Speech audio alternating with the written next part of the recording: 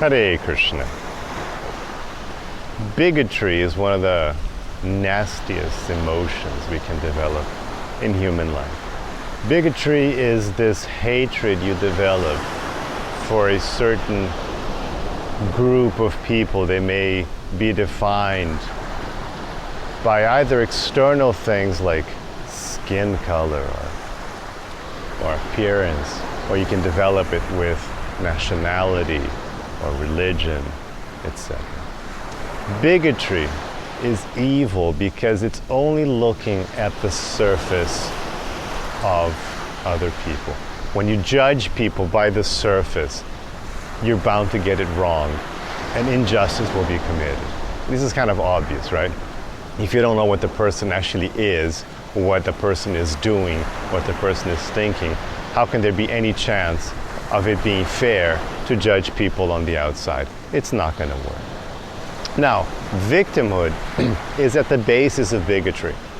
Whenever you have bigotry on a large scale, on a government level, on a large society level, that's always based on victimhood, on the concept that you're a victim. I talk about victimhood in my other video with the same title, so you can look that up, victimhood. But the point is, if you're feeling yourself a victim, your life is terrible, not because you're living life poorly, but because of some external factor. My life is terrible because of the economy. My life is terrible because, I've lost my job and I can't get a job here. My life is terrible because I've got this problem.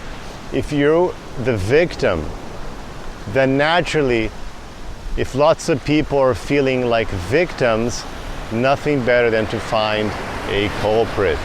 So you can look at history and all these evil governments, most famously Hitler's Nazi government. They all start with this idea of like, oh, things are so bad, let's blame someone for it. So in case of Hitler, of course, as you may remember, it was the Jews. Oh, let's blame the Jews for all the problems Germany's having and all the economic problems. It's the same thing you hear all over, oh, because I don't have a job, my life is bad. It's the fault of those people. So they felt like a victim, and that victimhood, on top of that, you could build hatred. So victimhood is horrible, hatred is even worse. So you build hatred on top of victimhood. It's one illusion built on another. That's why it's so damaging and horrible. So of course, if you don't feel you're in control of your life, get control of your life. Don't blame other people for it. Grow up. It's childish. It really is childish, because if you look at how a child behaves, children do this. It's very easy if you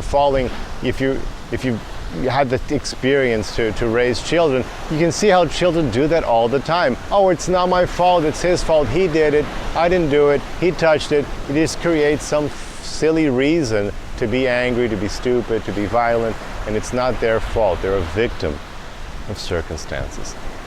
So as an adult, you can't take this into your life. It's poison. Bigotry is always poison because it's hatred based on victimhood.